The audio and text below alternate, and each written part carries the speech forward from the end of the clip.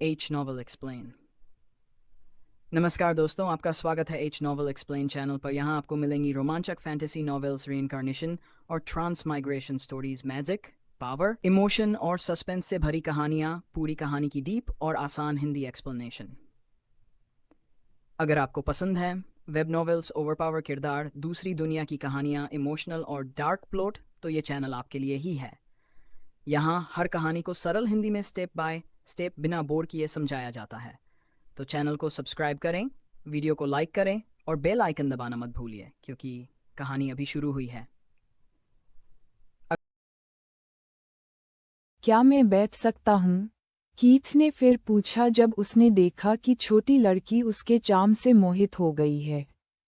Sorry, Alana गुस्से से शर्मा गई और जल्दी से बेंच से खड़ी हो गई।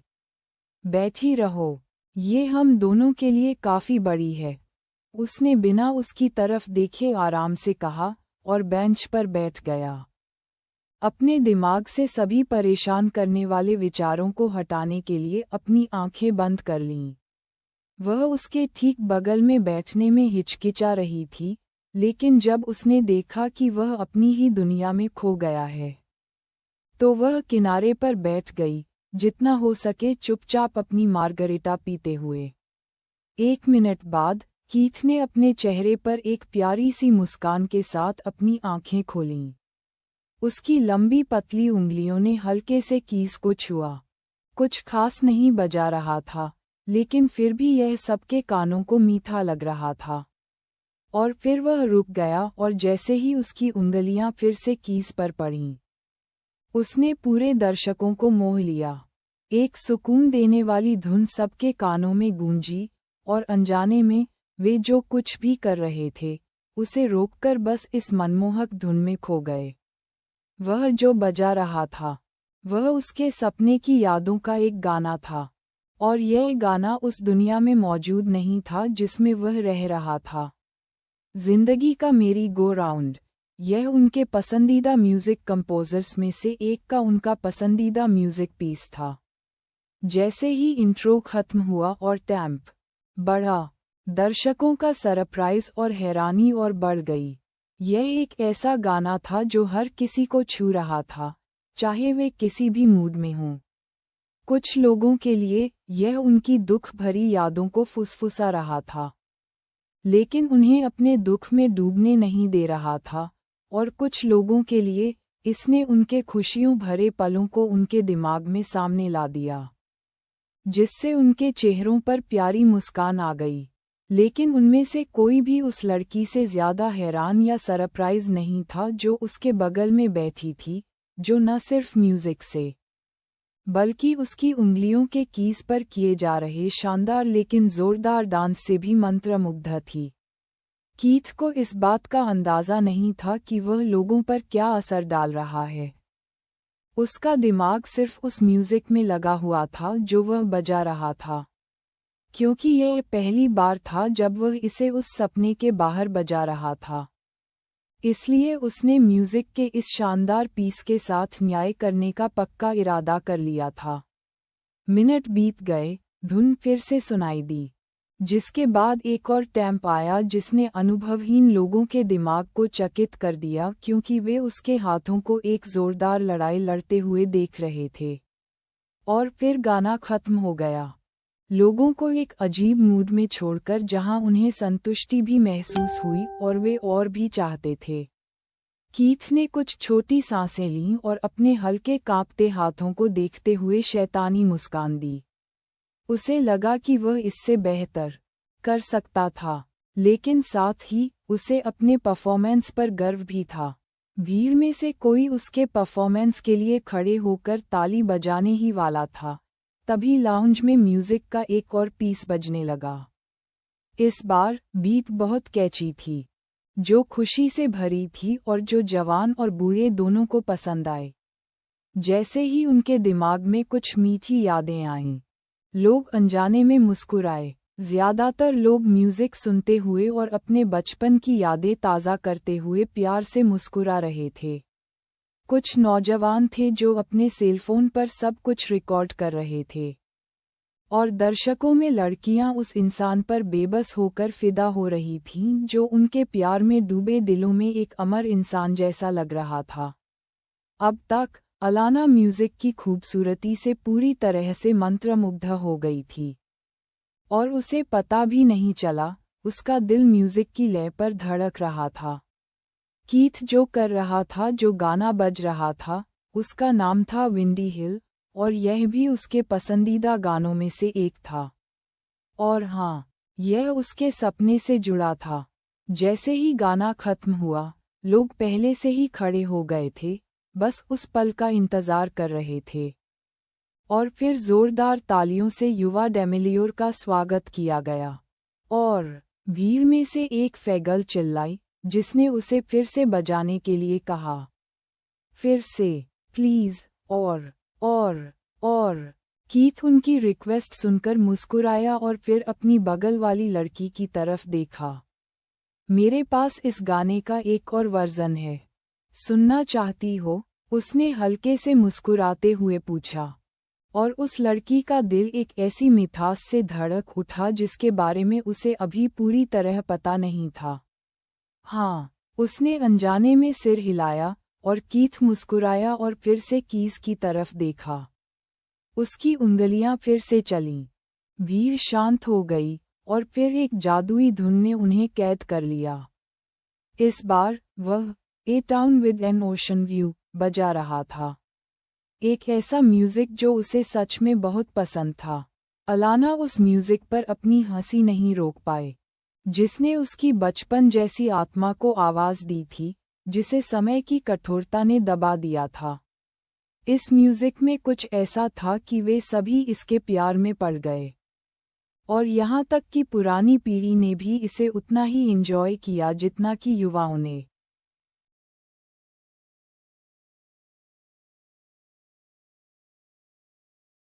गाना खत्म हो गया, लेकिन कीथ ने बजाना बंद नहीं किया। मेरे साथ आओ, उसने धीरे से कहा और पियानो के बाईं ओर चला गया। दाईं ओर की चाबियां अलाना के भरोसे छोड़ दीं।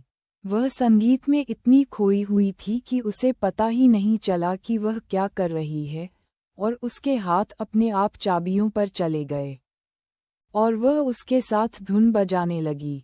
कीथ शरारती अंदाज में मुस्कुराया और फिर उसने संगीत को बदलकर कोई ऐसी धुन बजाना शुरू कर दिया जो उसके मन में आई थी।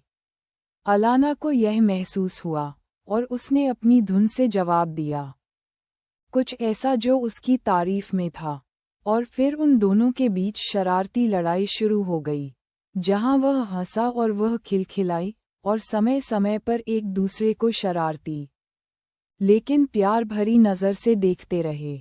दर्शकों को जल्द ही समझ आ गया कि क्या हो रहा है, लेकिन संगीत अभी भी ताज़ा और प्यारा था, इसलिए उन्होंने बस इसका आनंद लिया। उन दोनों को इतनी सहजता से बजाते देखकर कई लड़कियों का दिल टूट गया और कुछ लड़के भी उनके प्यार भरे अंदाज को देखकर आहें भर रहे थे। जब आधे घंटे बाद उनकी लड़ाई खत्म हुई, तो उन दोनों को तालियों की गड़गड़ाहट मिली और उन दोनों ने शालीनता से भीड़ के सामने झुककर उनकी सराहना स्वीकार की। मेरे साथ आओ, मुझे तुमसे कुछ बात करनी है, कीथ ने स्टेज से उतरने से पहले उसके कान के पास फुसफुसाया और उस टेबल की ओर चला गया जहां सीज़र, यिंग और विक्टर बैठे थे। रास्ते में कुछ लोग खड़े हो गए और उन्होंने उसका अभिवादन किया और वह रुककर उनसे विनम्रता से हाथ मिलाया और कुछ अच्छी बातें कीं। अलाना स्टेज पर उलझन में रह गई, क्योंकि उसे आखिरकार एहसास हुआ कि उसके साथ कुछ ठीक नहीं है। वह अब आत्मविश्वास से भरी और शांत नहीं लग रही थी, बल्कि एक आम लड़की की तरह लग रही थी, जो एक ऐसे लड़के की ओर खतरनाक तरीके से आकर्षित हो रही थी जिससे वह पहले कभी नहीं मिली थी। उसके मन के किसी कोने में कुछ था जो उसे भाग जाने के लिए कह रहा था, लेकिन उसने किस्मत की आवाज़ को नज़रअंदाज किया और आखिरकार उस शैतानी रूप से सुंदर लड़के की ओर चली गई। मास्टर, आप शानदार थे। जैसे ही कीथ टेबल पर पहुंचा, विक्टर ने उत्साह से कहा। वह सीधा सादा लड़का संगीत के सिद्धांत के बारे में कुछ नहीं जानता था, लेकिन फिर भी वह कला की सुंदरता को समझने और उसकी सराहना करने में सक्षम था। ये सच में एक शानदार प्रदर्शन था, मास्टर कीथ, सीजर ने भी तारीफ करते हुए कहा। धन्यवाद। कीथ ने उसे देखकर मुस्कुराया और सिर हिलाया, फिर अपनी सीट पर बैठ गया। यिंग उससे उन गानों के नाम पूछने ही वाली थी जो उसने बजाए थे। तभी एक शर्मीली लड़की उनकी टेबल के पास आई। बैठो। कीथ अपनी सीट से उठा और सीजर के बगल वाली खाली सीट की ओर इशारा किया। शायद टेबल पर दूसरी लड़की की मौजूदगी से उसे हिम्मत मिली, क्योंकि उसने सिर हिलाया और आराम से सीट पर बैठ गई। मेरा नाम कीथ है, उसने मुस्कुराते हुए अपना परिचय दिया और फिर अपने साथियों को देखने के लिए मुड़ा। ये प्यारी लड़की यिंग है, ये सीधा सादा विक्टर है, और इस बूढ़े आदमी का नाम सीजर है। अपने साथियों का उसका कैजुअल लेकिन दिलचस्प परिचय सुनकर अलाना के चेहरे पर मुस्कान आ गई। मेरा नाम अलाना है, उसने मीठी और मनमोहक आवाज में कहा।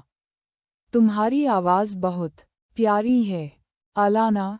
कीथ ने हैरान होने का नाटक किया और कहा, और तुम म्यूजिक में बहुत टैलेंटेड हो।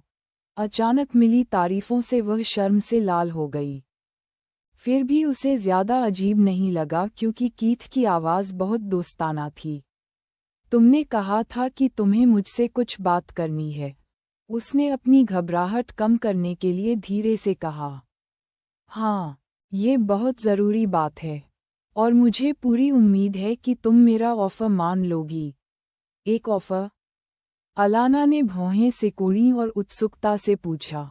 मैं तुम्हें एक कॉन्ट्रैक्ट देना चाहता हूँ और अपनी कंपनी के लिए साइन करना चाहता हूँ, एक म्यूज़िक कंपोज़र के तौर पर। और क्योंकि तुम्हारी आवाज़ इतनी प्यारी है, मुझे यकीन है कि तुम थोड़ा गा भी सकती हो। मैं? अलाना थोड़ी हिचकिचाई और फिर सिर हिलाया। मैं गा नहीं सकती। क्या ऐसा इसलिए है क्योंकि जब तुम आवाज़ ऊंची करने की कोशिश करती हो तो तुम्हारे गले में जलन होती है? कीथ ने उसे देखकर धीरे से मुस्कुराया। तुम्हें कैसे पता? उसने हैरानी से उसे देखा, और वह उसकी प्यारी सूरत देखकर हंस पड़ा। मैं एक डॉक्टर हूँ, पगली लड़की, एक बहुत काबिल डॉक्टर, और इसलिए मैं ये बता सकता हूँ। मुझे लगा तुम एक म्यूजिशियन हो। उसने हैरानी से कहा, नहीं, मैं नहीं हूँ। मैं बस इसलिए बजाता हूँ क्योंकि मुझे म्यूजिक पसंद है। मेरे पास इसमें करियर शुरू करने का टाइम और इरादा नहीं है। कीथ ने उसे देखकर मुस्कुराया। और असल में मैं एक बिजनेसमैन हूँ। और फिर एक डॉक्टर। ओह! उसे समझ नहीं आया कि उससे क्या कहे, लेकिन फिर जब उसने सोचा कि उसे कम से कम कुछ तो कहना चाहिए, तो उसके मन में जो आया उसने कह दिया, तुम कमाल के हो। उसकी बात सुनकर सब हंस पड़े, और कीथ ने बिना किसी झिझक के सिर हिलाया। हाँ, मैं कमाल का हूँ। उसकी बात सुनकर उसे अपनी बेवकूफ़ी पर और ज़्यादा शर्म आ गई। अब चलो बिजनेस के बारे में बात करते हैं। कीथ अचानक गंभीर हो गया। जैसा कि मैंने कहा, मैं तुम्हें अपनी कंपनी के साथ साइन अप करने के लिए एक कॉन्ट्रैक्ट देना चाहता हूँ, और मैं तुम्हें एक सफल म्यूजिक करियर बनाने में मदद करूँगा। तुम्हारे टैलेंट के साथ सब कुछ हासिल करना मुश्किल नहीं होगा। इसके बारे में ध्यान से सोचो। यह जिंदगी में एक बार मिलने वाला मौका है।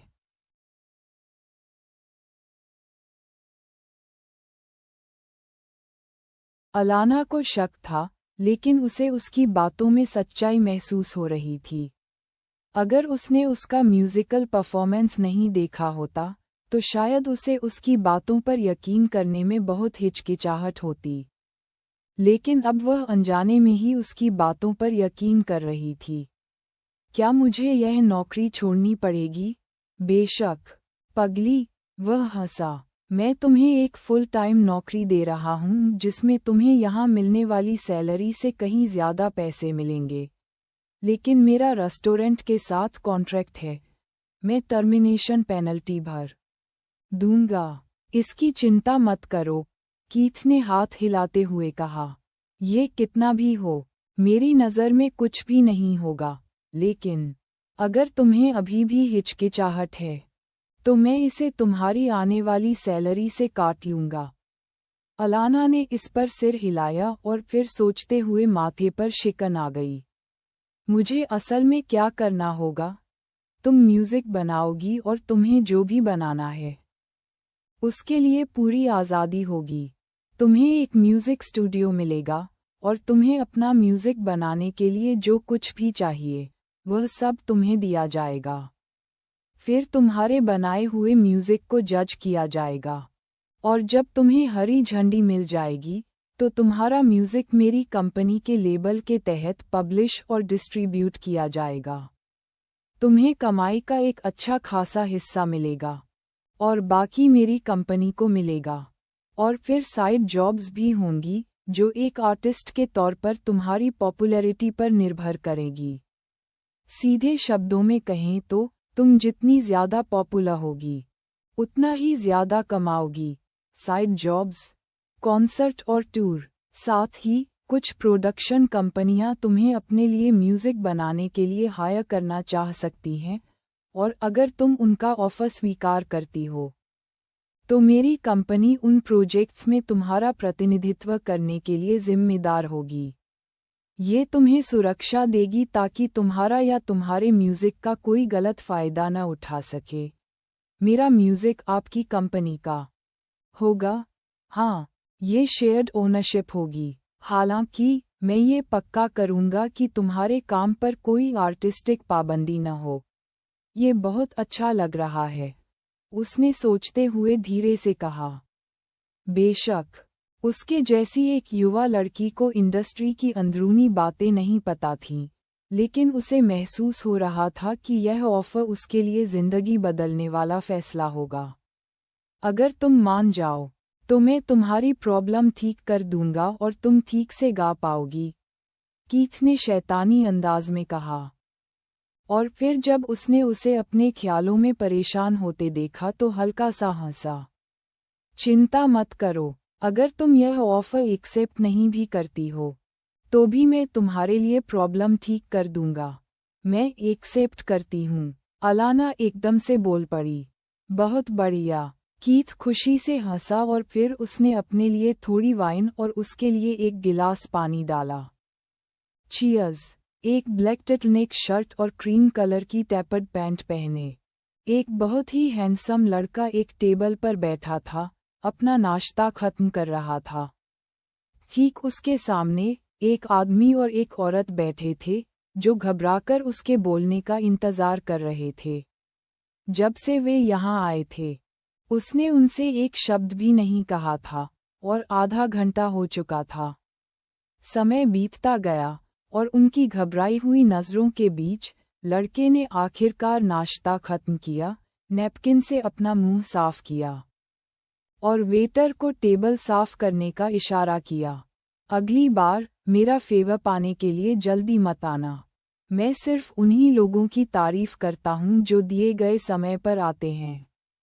कीथ ने अपनी घड़ी देखी और जैसे ही घड़ी में 10 बजे उसने उस बूढ़े आदमी को देखकर मुस्कुराया और उसकी गलती बताई। माफ़ करना, वारिस डेमिलियोर। कीथ ने हाथ हिलाकर उसे बोलने से रोक दिया। ये किसी ऐसे व्यक्ति के साथ करने के लिए एक बदतमीजी वाली बात थी जो उससे दोगुनी उम्र का था और समाज में एक जाना माना व्यक्ति था। लेकिन उस बूढ़े आदमी के चेहरे या दिल में असंतोष का एक भी निशान नहीं दिख रहा था।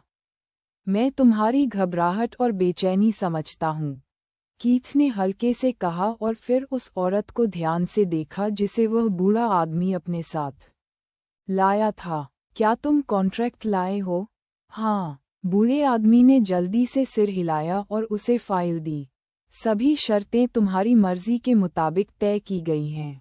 मैं देखता हूँ। कीथ ने आराम से कॉन्ट्रैक्ट के पन्ने पलटे और अच्छी तरह से चेक करने के बाद ही उसने फाइल बंद की। बहुत बढ़िया काम, अब मिस्टर वॉर्नर, चलो बिजनेस के बारे में बात करते हैं।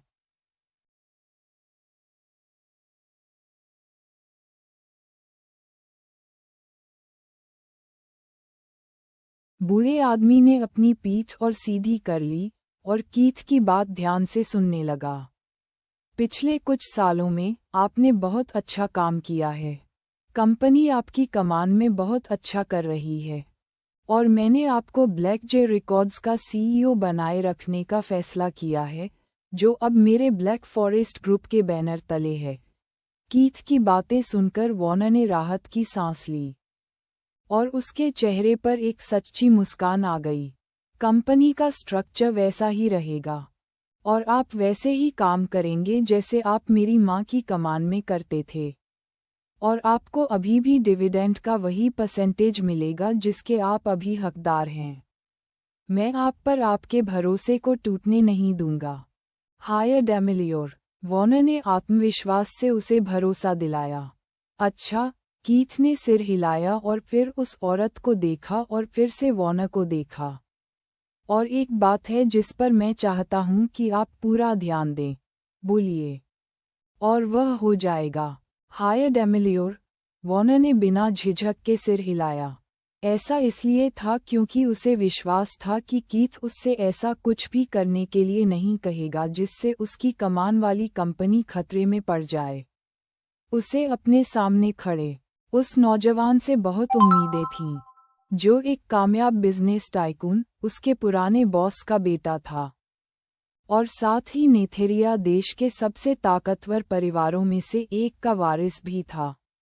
मैं चाहता हूं कि आप समझ लें कि अलाना किसी के लिए भी ऑफ लिमिट है, चाहे वे कोई भी हों, उसने ध्यान से कहा। और वॉर्नर के दिल में थोड़ी घबराहट हुई। हम दोनों जानते हैं कि शोबिज इंडस्ट्री कैसे काम करती है, लेकिन आप अलाना को उन लुभावने लेकिन खतरनाक गड्ढों में नहीं गिरने देंगे। और अगर आपको कोई बहुत ताकतवर आदमी परेशान करता है, तो आप बस उन्हें मेरे पास भेज देना और मैं मामले को संभाल लूंगा।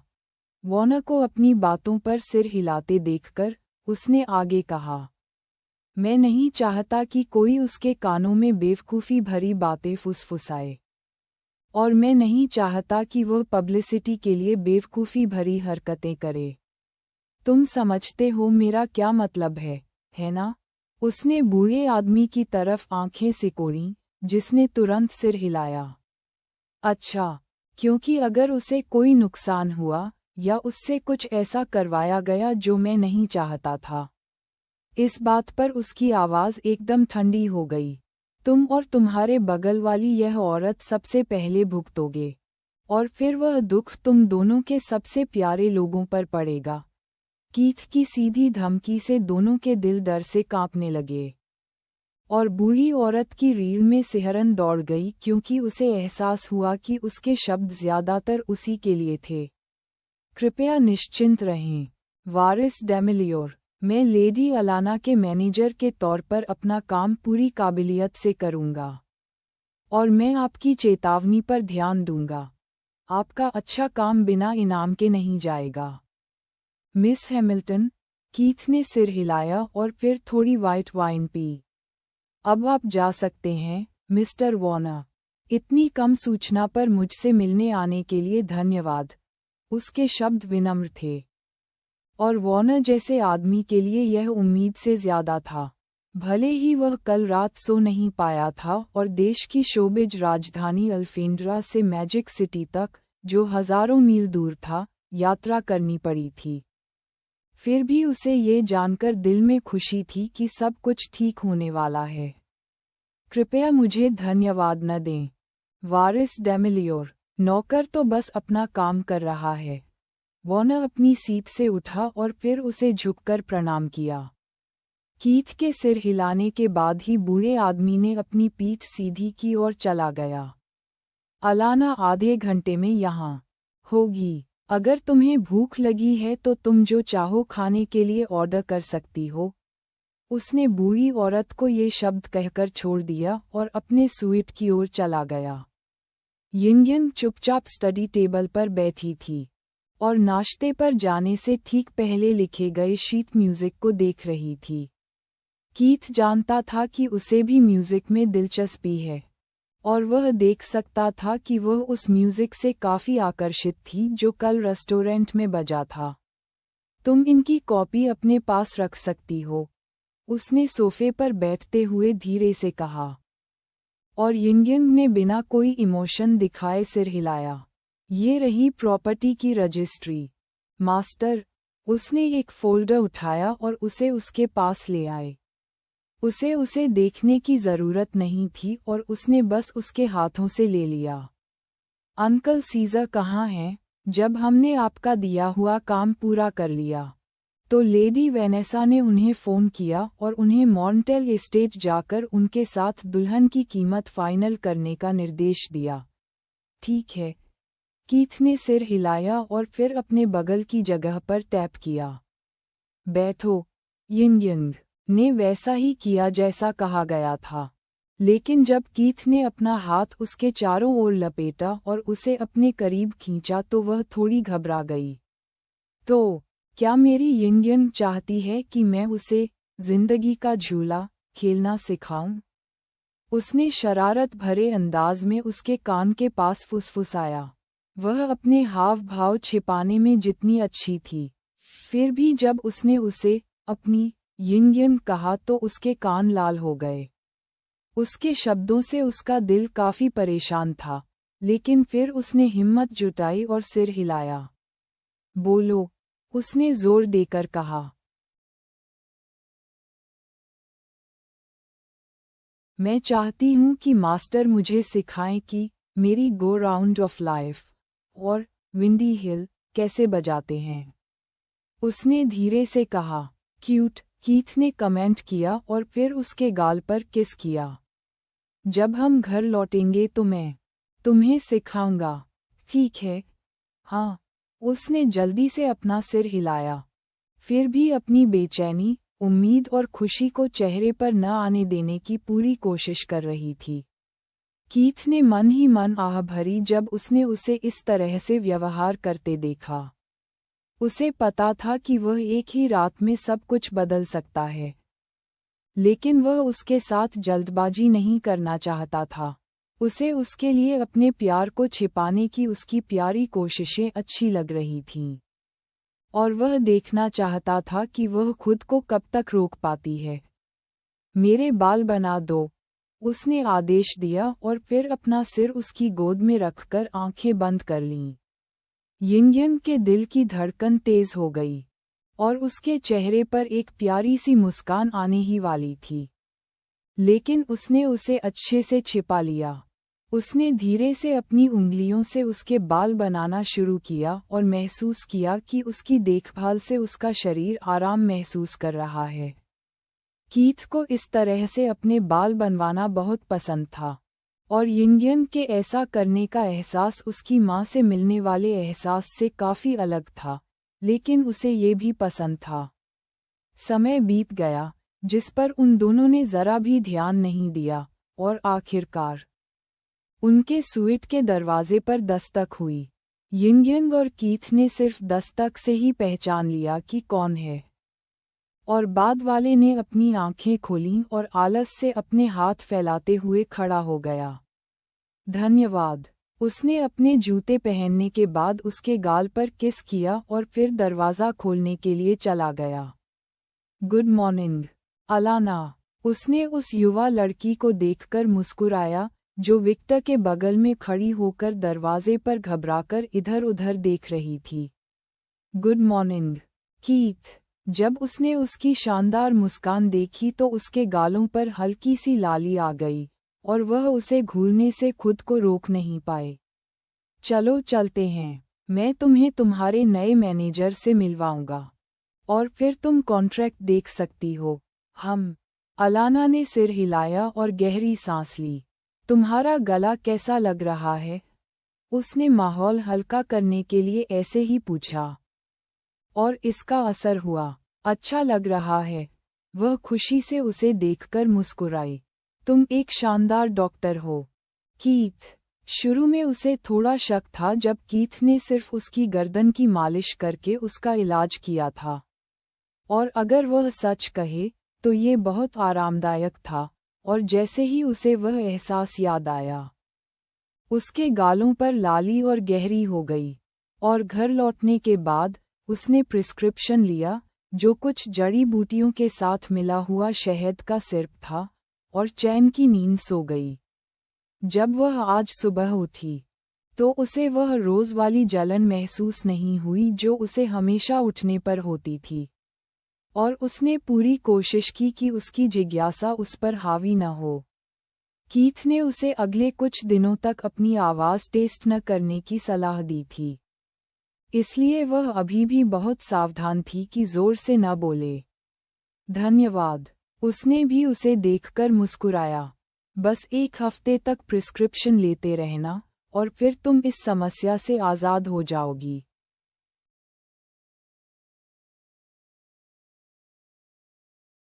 सुजाना हैमिल्टन को लगा था कि उसने दुनिया में सब कुछ देख लिया है। आखिर वह 50 साल से ज्यादा जी चुकी थी, और लगभग 35 सालों से शोबिज इंडस्ट्री से जुड़ी हुई थी। लेकिन अलाना को अपना कॉन्ट्रैक्ट पढ़ते हुए और यह एहसास न करते हुए देखकर कि वह कितनी खुशकिस्मत है, उसका दिल बैठ गया। पहले तो उसे लगा कि डैमिलियोर परिवार का वारिस एक मालकिन रखने की योजना बना रहा है, लेकिन जब उसने कॉन्ट्रैक्ट देखा तो उसे एहसास हुआ कि यह एक असली डील थी जिसमें सबसे ज्यादा फायदे थे जो कोई भी म्यूजिक आर्टिस्ट मांग सकता था। और हैरानी की बात ये थी कि यह नियमों और कानूनों के दायरे में था। कीथ ने उसमें ऐसा कुछ भी नहीं डाला था जिससे कंपनी के बिजनेस को नुकसान हो। तो तुम क्या सोचती हो? जब अलाना ने आखिरकार कॉन्ट्रैक्ट पढ़ना खत्म किया तो कीथ मुस्कुराया और पूछा, 6 लाख का शुरुआती बोनस बहुत ज्यादा नहीं है? उसने हिचकिचाते हुए पूछा। उसने कभी इतने पैसे एक साथ नहीं देखे थे। उसके जैसी गरीब लड़की के लिए 6 लाख सच में बहुत ज्यादा थे। नहीं, ऐसा नहीं है, कीथ ने सिर हिलाया। ये सिर्फ साइन अप बोनस है, और क्योंकि तुम्हें कोई सैलरी नहीं मिलेगी और तुम जो भी पैसे कमाओगी वह तुम्हारे भविष्य के म्यूजिक की बिक्री पर निर्भर करेगा। ये पैसा इतनी रकम है जो तुम्हें कुछ समय तक सहारा दे सकती है। मुझे कुछ महीनों तक गुजारा करने के लिए इतने ज्यादा पैसे की जरूरत नहीं है। जो है सो है, और इसे बदला नहीं जा सकता। कीथ ने उसकी बात को नज़रअंदाज कर दिया। तुम्हें आखिरकार अपनी लाइफस्टाइल बदलनी होगी, इसलिए इसकी आदत डाल लो। अलाना अभी भी थोड़ी उलझन में थी, लेकिन उसने सहमति में सिर हिलाया। उसका दिल कीथ के प्रति बहुत ज्यादा एहसान से भरा था, और उसने उसके उम्मीदों पर खरा उतरने का वादा किया। क्लॉज 16 के बारे में, मैं 20 साल की होने से पहले किसी रिलेशनशिप में नहीं रह सकती। हाँ, यह एक कुर्बानी है जो तुम्हें देनी होगी अगर तुम सफल होना चाहती हो, क्योंकि मेरी कंपनी तुम पर इन्वेस्ट कर रही है। हम नहीं चाहते कि तुम अपने लक्ष्यों से भटक जाओ, और यह क्लॉज तुम्हारे 20वें जन्मदिन के बाद तुम पर लागू नहीं होगा। क्या तुम्हें लगता है कि 20 साल की उम्र में तुम्हें अपना लवर ढूंढने में बहुत देर हो जाएगी? उसने उसे चिढ़ाते हुए मुस्कुराया। नहीं, नहीं, मेरा मतलब वह नहीं था। उसकी नज़र में उसका चेहरा शर्म से लाल हो रहा था और उसने शर्मिंदा होकर अपना सिर नीचे कर लिया। मुझे बस इस क्लॉज की ज़रूरत के बारे में जानने की उत्सुकता थी। सच में, मुझे उस तरह से कोई पसंद नहीं है। अच्छा, तो हम मान सकते हैं कि तुम कॉन्ट्रैक्ट की हर बात से संतुष्ट हो? हाँ, चॉकलेट बालों वाली लड़की ने सिर हिलाया और फिर कागज़ों पर साइन करने के लिए पेन उठाया।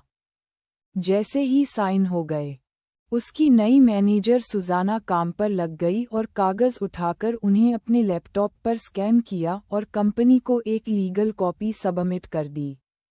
सब हो गया। बोनस अगले आधे घंटे में तुम्हारे बैंक अकाउंट में ट्रांसफ़र हो जाएगा। ब्लैक जे रिकॉर्ड्स के साथ साइन करने पर बधाई। कीथ खड़ा हुआ और लड़की से हाथ मिलाया। धन्यवाद। फिर कीथ ने सुजाना को इशारा किया कि उन्हें अकेला छोड़ दे और अलाना को अपने साथ होटल के बाहर ले गया। तुम्हें भूख नहीं लगी है ना? उसने फिर पूछा। उसने पहले रेस्टोरेंट में कुछ भी खाने से मना कर दिया था, खर्च के डर से, लेकिन अब जब वे बाहर थे तो वह उस लड़के के सामने बहाने नहीं बनाना चाहती थी जो उसके लिए इतना कुछ कर रहा था। मैंने हल्का नाश्ता किया था और क्योंकि लंच टाइम में बस कुछ ही घंटे बचे हैं, मैं तब खा लूंगी। तो तुम्हें भूख लगी है? वह हंसा और सिर हिलाया। ठीक है, हम लंच टाइम का इंतज़ार करेंगे, लेकिन ये तुम्हारी तरफ से ट्रीट होगी। ठीक है। अब जब उसके पास बहुत सारा पैसा आने वाला था तो वह कम से कम कीथ को एक शानदार खाना खिलाकर धन्यवाद देना चाहती थी। मास्टर यिंग थोड़ी देर बाद आए और उसने कीथ को 2 फोल्डर दिए। Thanks Ying. उसने उसे देखकर मुस्कुराया और फिर दोनों लड़कियों के साथ कार की तरफ चला गया। उसने वैलेट को अच्छी टिप दी और फिर ड्राइविंग सीट पर बैठ गया। यिंग आगे और अलाना पीछे बैठी थी। हम कहाँ जा रहे हैं? अलाना ने उत्सुकता से पूछा। तुम्हारे नए घर। कीथ उस पर हंसा और फिर उसे एक फोल्डर दिया। अलाना ने घबराकर उसे खोला और जब उसने देखा कि उसमें सिर्फ शीट म्यूजिक है तो उसने राहत की सांस ली। लेकिन फिर जब उसे एहसास हुआ कि ये कौन से गाने हैं तो वह खुशी से मुस्कुराई। तुमने यह मेरे लिए लिखा है? बेशक, तुमने ही तो मांगा था। तो ये रहे 3 गाने और उनके अरेंजमेंट। Thank you. वेलकम। वह मुस्कुराया और फिर उस पते पर नज़र डाली जो यिंग ने जीपीएस पर पिन किया था।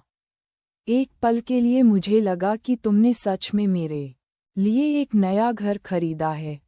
अपनी खुशी में उसके दिल की बात उसके मुंह से निकल गई, जिससे कीथ हल्का सा हंसा। मैं तुम्हें सच में तुम्हारे नए घर ले जा रहा हूँ क्या? अलाना ने डरकर उसे देखा। कीथ, मैं यह नहीं ले सकती। जिस जगह मैं अभी रह रही हूँ वह मेरे और मेरे छोटे भाई के लिए काफी बड़ी है। हम ठीक हैं। नहीं, तुम ठीक नहीं हो। कीथ ने आह भरी और अपना सिर हिलाया। मुझसे झूठ मत बोलो। मैं। अलाना ने अपना सिर नीचे कर लिया, उसकी आंखें नम हो गईं।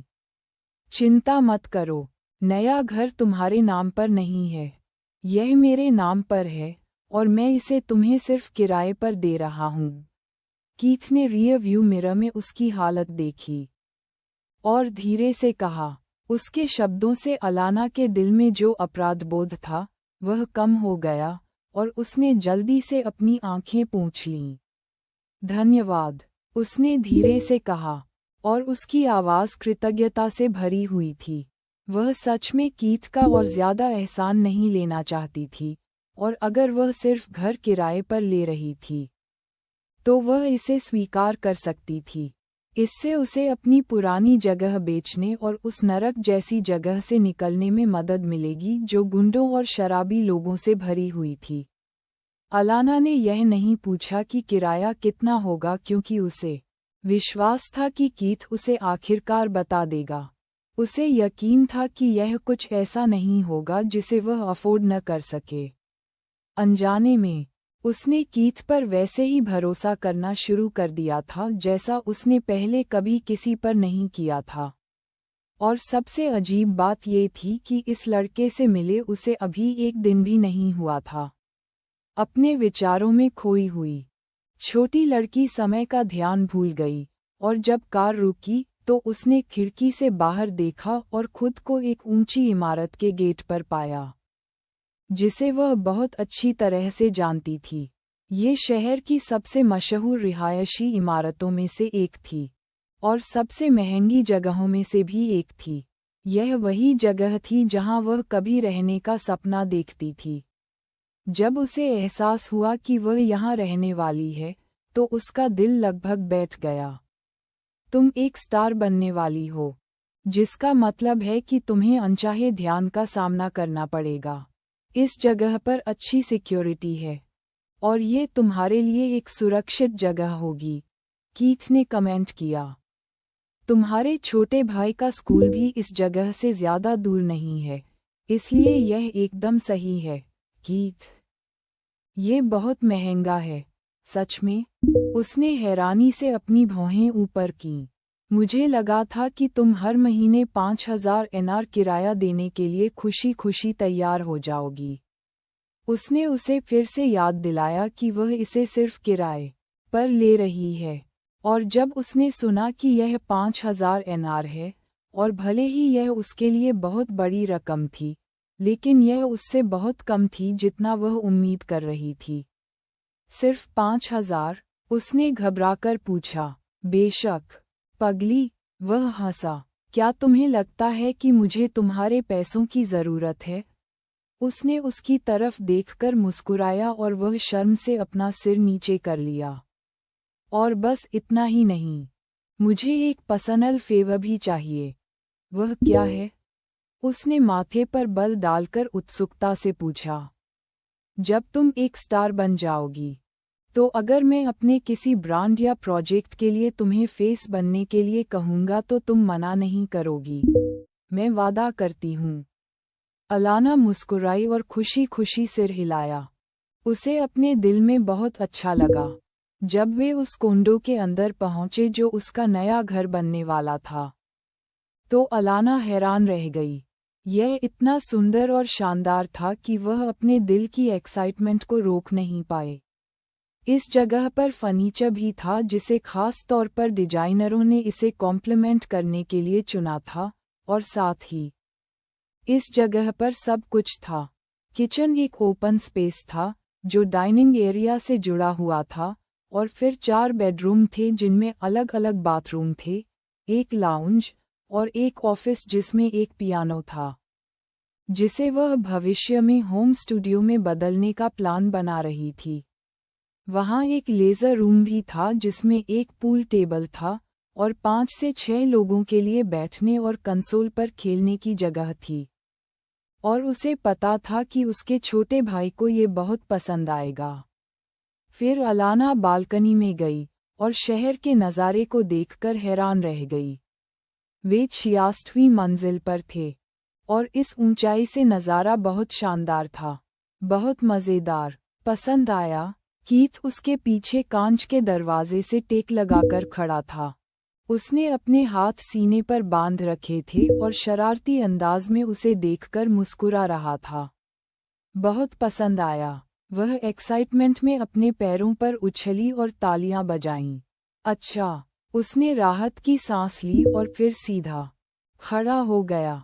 चलो चलते हैं और खाने के लिए कोई जगह ढूंढते हैं।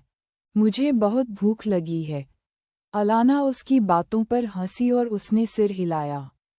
अगर आपको बुरा न लगे, तो क्या हम मेरे छोटे भाई को स्कूल से पिक कर सकते हैं? मैं आपसे उसे मिलवाना चाहती हूँ। उसने बहुत उम्मीद से रिक्वेस्ट की, और जब कीथ मान गया तो उसे राहत मिली। जरूर, मैं भी उससे मिलना चाहता हूँ। उसने प्यार से उसे देखकर मुस्कुराया और सिर हिलाया। बेशक, वह उसके छोटे भाई से मिलना चाहता था। और क्यों नहीं मिलता? उसका भाई, आखिर, वही किस्मत का बच्चा था जिसके लिए वह बनी थी। ब्लूमफील्ड हाई मैजिक सिटी का एक सेमी प्राइवेट मिडिल और हाई स्कूल था। ये सबसे मशहूर इंस्टीट्यूशन तो नहीं था, लेकिन फिर भी शहर का एक जाना माना स्कूल था। दोपहर 2:15 बजे स्टूडेंट्स पहले ही स्कूल से बाहर आ रहे थे। कुछ पार्किंग की तरफ जा रहे थे, कुछ तीसरे गेट की तरफ जो शहर के मेट्रो से जुड़ा था, और बाकी दूसरे गेट की तरफ पैदल जाने के लिए जा रहे थे। अलाना का छोटा भाई आमतौर पर पैदल ही आता जाता था, इसलिए वे उसके लिए दूसरे गेट के बाहर इंतजार कर रहे थे। एक बहुत ही हैंडसम लड़के को एक स्टाइलिश काली BMW से टेक लगाए हुए और अपनी दो खूबसूरत सहेलियों के साथ बातें करते देखकर ब्लूमफील्ड हाई की लड़कियां और लड़के रुक गए और गॉसिप शुरू करने से पहले उसे घूरने लगे। कुछ हिम्मत वाले लोगों ने तो अपने सेलफोन निकालकर अपने दोस्तों को भेजने के लिए कुछ जल्दी से तस्वीरें भी ले लीं। समय बीतता गया और लड़के लड़कियां चले गए, लेकिन उसका छोटा भाई अभी तक नहीं आया था और अब तक अलाना के खूबसूरत चेहरे पर चिंता की लकीरें आ गई थीं। क्या वह मेट्रो से गया? उसने खुद से पूछा, लेकिन तभी उसकी नज़र दूसरे गेट से बाहर आते हुए किसी पर पड़ी और वह इस लड़के को जानती थी। मैथ्यू, उसने उस पतले झाइयों वाले लड़के को आवाज़ दी, जो अपना नाम सुनकर हैरान रह गया। जब मैथ्यू ने देखा कि किसने उसका नाम पुकारा, तो उसके चेहरे पर परेशानी के भाव आ गए, जो कीथ और लड़कियों की नज़रों से नहीं बच पाए। ये कौन है? कीथ ने उत्सुकता से पूछा। मेरे छोटे भाई का दोस्त, अलाना ने जवाब दिया और फिर उस लड़के के पास गई जो उनके पास आने में हिचकिचा रहा था। कैसे हो, मैथ्यू? मैं ठीक हूँ, अलाना, लड़के ने नज़रें झुकाकर जवाब दिया। अगर तुम जुवान को ढूंढ रही हो, तो वह टेनिस कोर्ट में है। तुम्हें जल्दी करनी चाहिए। और यह कहकर वह तेजी से भाग गया। इसे क्या हुआ? कीथ ने माथे पर बल डालकर पूछा, लेकिन फिर उसके चेहरे पर हल्की मुस्कान आ गई जब उसने अलाना को बेचैनी में स्कूल के अंदर भागते देखा। बेशक, उसे पता था कि उसके छोटे भाई के साथ क्या हो रहा होगा। चलो चलते हैं, उसने यिंगयन को आवाज़ दी और फिर स्कूल के अंदर अलाना का पीछा किया। छोटी लड़की अपनी पूरी कोशिश कर रही थी, लेकिन वह कीथ और यिंगयन का मुकाबला नहीं कर पाई, जिन्होंने उसे तुरंत पकड़ लिया। लेकिन दोनों चुप रहे और उसे अपने छोटे भाई के पास ले जाने दिया। जब वे टेनिस कोर्ट पहुंचे, तो अलाना की आंखें डर से चौड़ी हो गईं। उसका छोटा भाई कोर्ट पर लेटा हुआ था, जिसके चारों ओर कुछ लड़के उसे गालियां दे रहे थे, और सुनहरे बालों वाला एक लड़का उसे पीठ पर लात मार रहा था। जुवान, अलाना ने आवाज़ दी, और अचानक चिल्लाने से लड़के चौंक गए और टेनिस कोर्ट के गेट की तरफ देखने लगे। भागो, एक लड़के ने आवाज़ दी और बाकी लड़के उससे पहले ही भाग गए। यिंगयंग, कीथ ने धीरे से कहा, और फिर उन लड़कों को देखे बिना वह भाई बहन के पास चला गया। अलाना अपने छोटे भाई की हालत देखकर रो रही थी। मुझे देखने दो। कीथ उसके पास बैठ गया और उसके कंधे पर हाथ रखा। उसके शब्दों ने उसे याद दिलाया कि वह एक डॉक्टर है, इसलिए उसने जल्दी से अपने आंसू पोंछे और उसे अपने छोटे भाई को देखने दिया। वह छोटा लड़का, जो लगभग 14 साल का था, उसके चेहरे पर एशियाई लोगों जैसे फीचर्स थे, लेकिन उसके भूरे बालों, ऊंची गालों की हड्डियों और हेज़ल आंखों से पता चलता था कि उसके माता पिता में से सिर्फ एक ही एशियाई था। जुवान ने उस बड़े लड़के को ध्यान से देखा जो उसके शरीर की जांच कर रहा था, और जब कीथ ने उसकी बाईं पसलियों के पास उंगलियां दबाईं तो वह थोड़ा सिसका। चिंता मत करो, ये टूटा नहीं है, बस चोट लगी है और थोड़ा दर्द है। कीथ ने उसे भरोसा दिलाया और फिर उसे बैठने में मदद की। ठीक होने में सिर्फ तुम्हारी बाईं आंख की चोट को समय लगेगा, बाकी मामूली मांसपेशियों की चोटें हैं और चोट के निशान 3 से 4 दिनों में चले जाएंगे। तुम एक बहादुर बच्चे हो, है ना? वह थोड़ा हंसा। जुवान ने उसकी बातों पर भौहें चढ़ाईं और अपनी आंखें नीचे कर लीं, अपनी बहन की तरफ देखने की हिम्मत नहीं की जो अब गुस्से से आग बबूला हो रही थी। क्या हुआ, जुवान? अलाना ने ठंडेपन से पूछा। अब जब कीथ ने उसे यकीन दिला दिया था कि कोई गंभीर चोट नहीं लगी है, तो वह दूसरी बातों पर ध्यान दे सकती थी। कुछ नहीं, जुवान, मैंने कहा कुछ नहीं हुआ। उसने मुट्ठी भींचकर उस पर चिल्लाया, जिससे वह हैरान रह गई और फिर उसके खूबसूरत चेहरे पर दर्द का भाव आ गया। जैसे ही जुबान ने देखा कि उसकी बहन उसके शब्दों से दुखी हुई है, उसे अपने शब्दों पर पछतावा हुआ।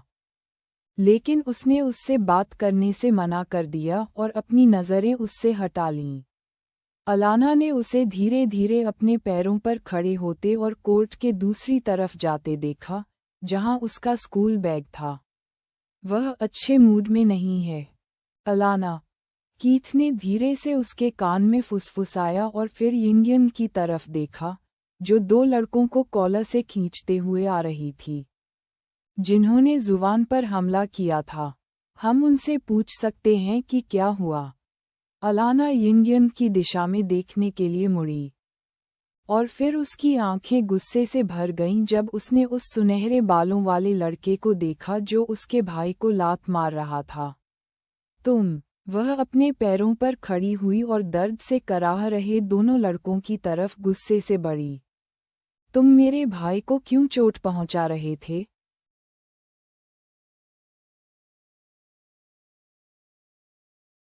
जब अलाना ने लड़के से पूछताछ की, तो कीथ ने जुबान के चेहरे पर घबराहट को नोटिस किया। उसके रिएक्शन से साफ था कि जो कुछ भी हुआ, उसके लिए वह कुछ हद तक या ज्यादातर जिम्मेदार था। जुबान ने मेरी स्मार्ट वॉच तोड़ दी, गोरे बालों वाले लड़के ने डरते हुए कहा, और उसकी बातों से अलाना हैरान रह गई। यह जरूर एक एक्सीडेंट होगा। नहीं, ऐसा नहीं था, दूसरे लड़के ने जल्दी से बीच में टोकते हुए कहा। उसने हेनरी के हाथ से घड़ी छीन ली और फिर उसे दीवार पर पटक दिया। हम बस उससे बदला ले रहे थे। हेनरी, गोरे बालों वाले लड़के ने दांत पीसते हुए कहा और जुबान को घूरने से पहले ये जोड़ा। तुम पूरी क्लास के सामने उसे दिखा रहे थे। किसी को ये जानने की जरूरत नहीं है कि तुम्हारी नई घड़ी कितनी कूल या महंगी है, जुबान ने बचाव में चिल्लाकर जवाब दिया। लेकिन उसकी बातों से अलाना और कीथ और भी ज्यादा निराश हुए। मुझे उसके बर्ताव के लिए माफ करना, अलाना ने लड़कों से माफी मांगते हुए कहा, और इससे पहले कि वह अपने अगले शब्द कह पाती, उसके छोटे भाई ने अविश्वास में उस पर चिल्लाया, तुम उनसे माफी क्यों मांग रही हो? जब अलाना ने उन लड़कों से माफी मांगी जिन्होंने उसे पीटा था, तो उसे अपने कानों पर विश्वास नहीं हुआ। शांत हो जाओ, कीथ ने बेपरवाही से उस छोटे लड़के को देखा, जिसने जवाब में उसे घूरा। लेकिन फिर कीथ की नज़र में ठंडक महसूस करके उसने अपनी आंखें नीचे कर लीं और चुप हो गया। अलाना ने 2 लड़कों की ओर मुड़ने से पहले उसे धन्यवाद देते हुए सिर हिलाया। उसने जो किया वह गलत था, और तुम्हें उसके बर्ताव के बारे में स्कूल अथॉरिटीज़ को बताना चाहिए था, न कि उस पर गैंग बनाकर उसे पीटना चाहिए था। उसने दोनों लड़कों को डांटा, जिन्होंने उसकी बातों पर ज्यादा ध्यान नहीं दिया। उसकी बातें सच हैं, तुम्हें पता है? कीथ उनके चेहरों पर असंतोष देखकर मुस्कुराया और उनके पास गया।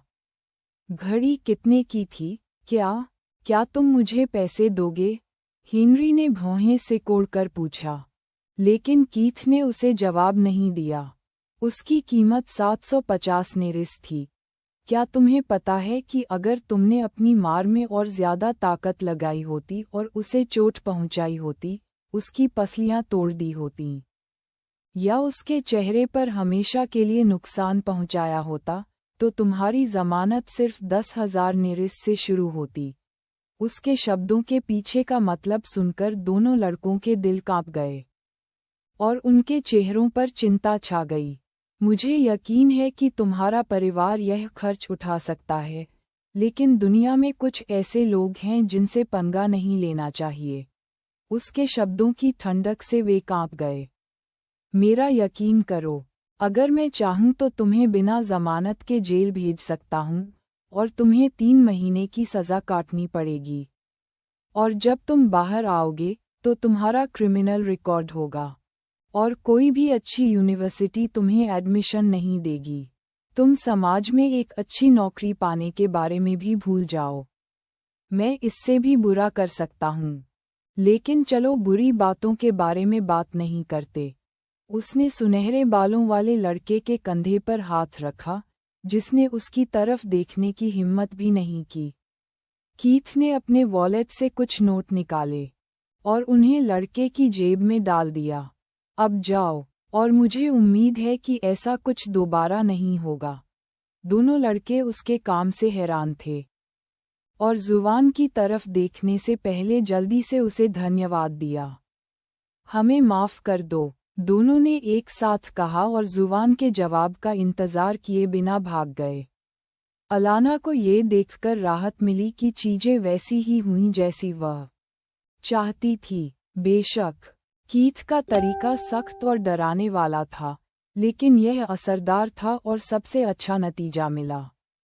धन्यवाद कीथ, अलाना ने कृतज्ञता से उसकी तरफ मुस्कुराया। कोई बात नहीं, बस कुछ छोटे लड़के अपनी किशोरावस्था से निपट रहे हैं। वह हंसा और अलाना भी उसके शब्दों पर मुस्कुराए बिना नहीं रह सकी।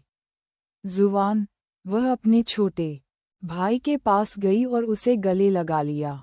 तुम्हारी बहन के पास तुम्हारे लिए कुछ अच्छी खबर है, क्या?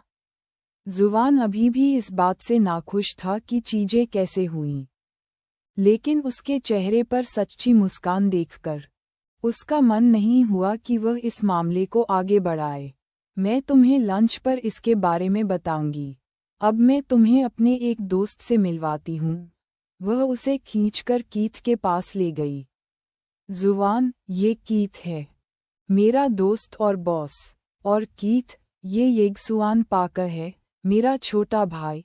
तुमसे मिलकर अच्छा लगा। येगसुआन, उसने अपने हाथ आगे बढ़ाए और एक शानदार मुस्कान दी। मुझे भी तुमसे मिलकर अच्छा लगा। जुवान ने उससे हाथ मिलाया, लेकिन उसके चेहरे पर मुस्कान थोड़ी अजीब थी। वह छोटा लड़का बता नहीं सकता था कि क्यों, लेकिन जब उन्होंने हाथ मिलाए तो उसे पेट में अजीब सा महसूस हुआ। लेकिन अलाना ने उसे इस बारे में ज्यादा सोचने नहीं दिया और उसे अपने पीछे खींचकर स्कूल के बाहर ले गई।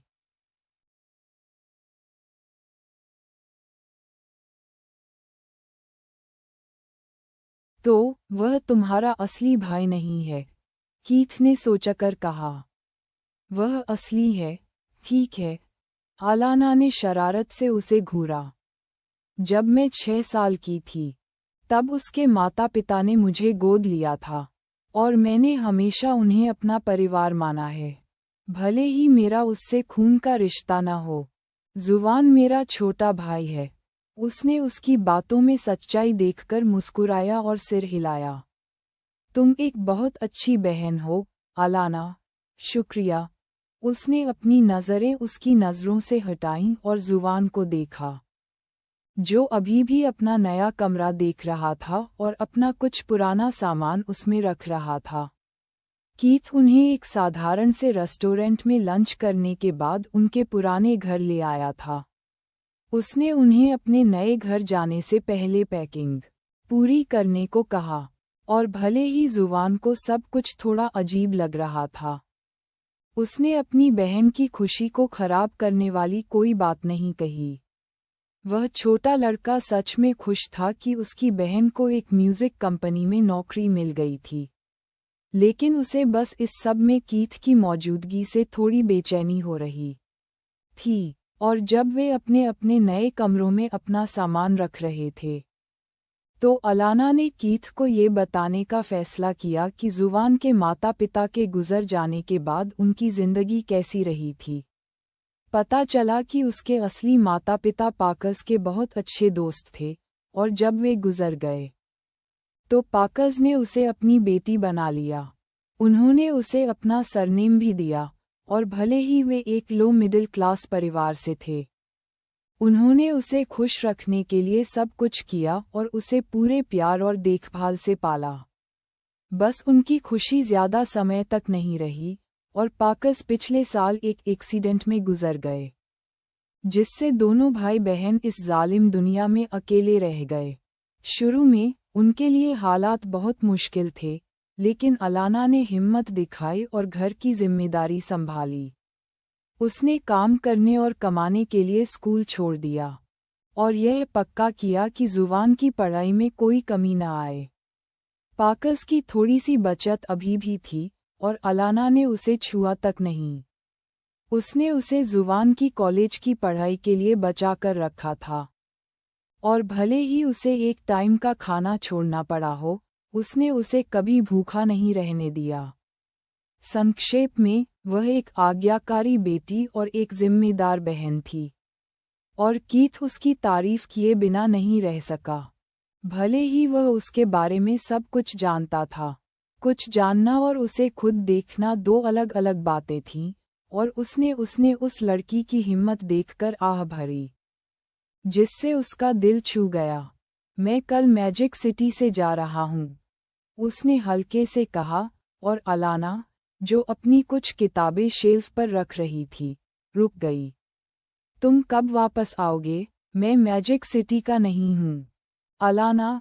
वह हंसा और उसे बताया, मैं समेरन सिटी में रहता हूँ और बस कुछ पर्सनल कामों के लिए यहाँ आया था। अलाना को नहीं पता था कि क्यों, लेकिन शहर में उसके आसपास न होने के ख्याल से उसे थोड़ी बेचैनी महसूस हुई। तुम्हारे पास मेरा नंबर है और अगर तुम्हें किसी चीज़ की ज़रूरत हो तो तुम मुझसे कांटेक्ट कर सकती हो। जब उसने उसे अपने ख्यालों में खोया हुआ पाया तो उसने उसे याद दिलाया। साथ ही, जब सुजाना तुम्हें अगले हफ्ते तुम्हारी आवाज़ टेस्ट करने के लिए ले जाए, तो मुझे अपनी ऑडियो क्लिप ज़रूर भेजना।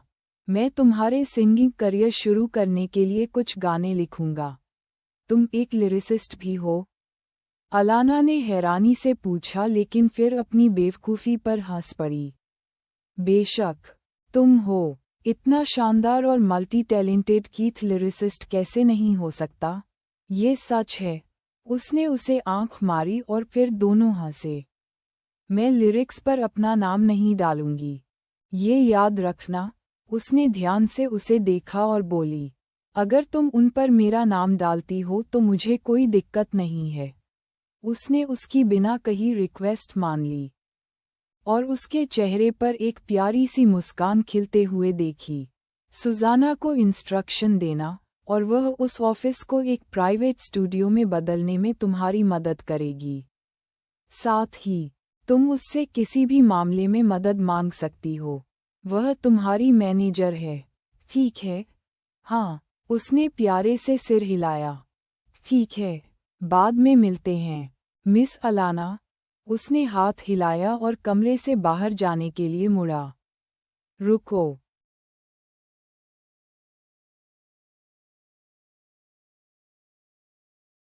हाँ, वह रुका और उसे देखने के लिए मुड़ा। क्या तुम अभी जा रहे हो? उसे नहीं पता था कि उसने उसे रोकने के लिए क्यों आवाज़ दी, और जल्दबाजी में एक बेवकूफ़ी भरा सवाल पूछ लिया। हाँ, मेरी किसी खास से अपॉइंटमेंट है और मुझे समय पर वहाँ पहुँचना है। ओह, ठीक है। उसने सिर हिलाया। अपना ख्याल रखना, तुम भी सुरक्षित रहना। उसने उसे देखकर मुस्कुराया और चला गया। उसके जाने के बाद ही अलाना को एहसास हुआ कि उसने किसी खास के बारे में बात की थी। उसकी भौहें थोड़ी सिकुड़ीं, लेकिन फिर उसने इस पर ध्यान नहीं दिया। उसने अपनी सारी किताबें ध्यान से शेल्फ पर रखीं और फिर प्यार से अपने नए कमरे को देखने लगी। परफेक्ट। वह खिलखिलाकर हंसी और खुशी से तालियां बजाईं।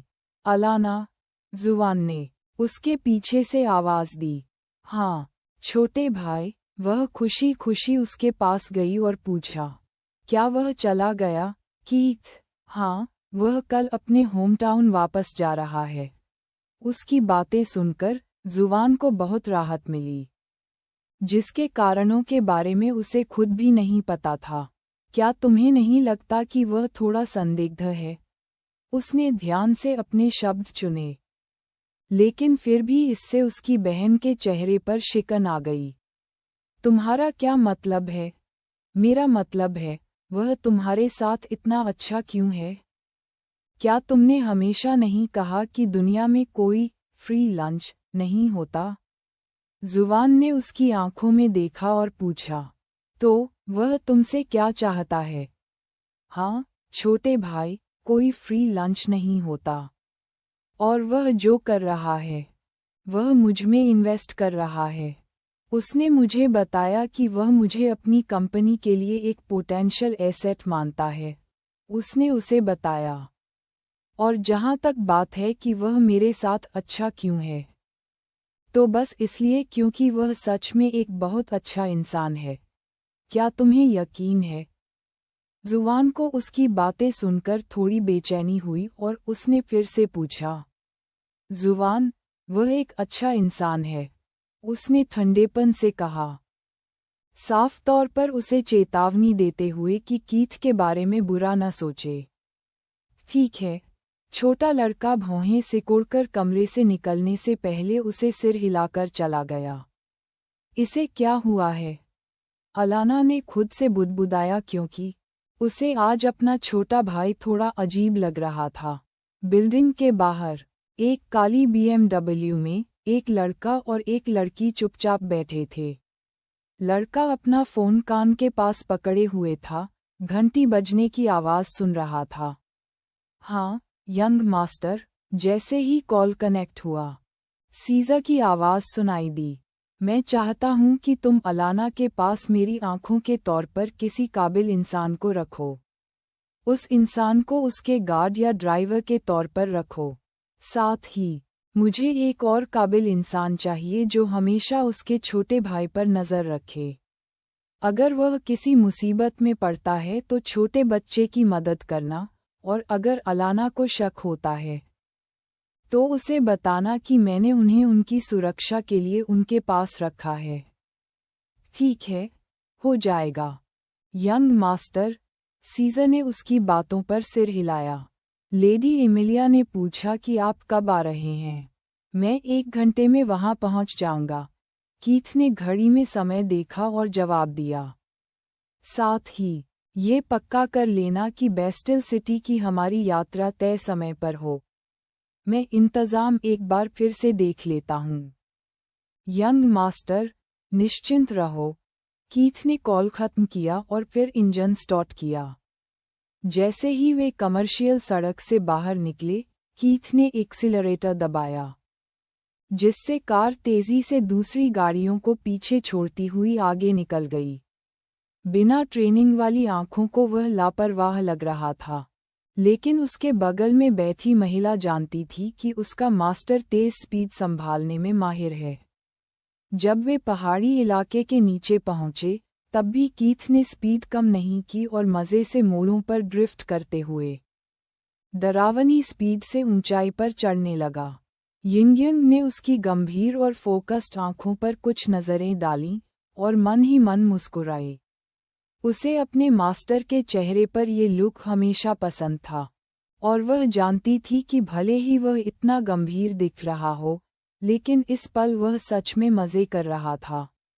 बुरी बात ये थी कि इस सब बोझ के बाद उस बेचारे वाहन को पूरी तरह से मेंटेनेंस चेक करवाना पड़ेगा। वैसे भी किसी को इसकी परवाह नहीं थी। उसने शाम के धुंधले आसमान और उन बादलों की ओर देखा जो शर्माते हुए जलते हुए लग रहे थे। और भले ही वह अपने चेहरे पर शायद ही कभी भावनाएं दिखाती थी, इसका मतलब यह नहीं था कि उसके अंदर भावनाएं नहीं थीं। और इस पल उसके नासमझ दिल ने चाहा कि वे हमेशा के लिए एक टाइम लूप में रह सकें। बस वह और उसका मास्टर, डूबता हुआ सूरज और शर्माते हुए बादल, एक रोमांचक स्पीड और इंजन की दहाड़ जो दूर तक जाती थी, और कार के अंदर की सुकून भरी शांति। उसके गाल शर्म से लाल हो गए जब कीथ ने अचानक उसका हाथ पकड़ा और अपनी उंगलियों को उसकी उंगलियों में फंसा लिया।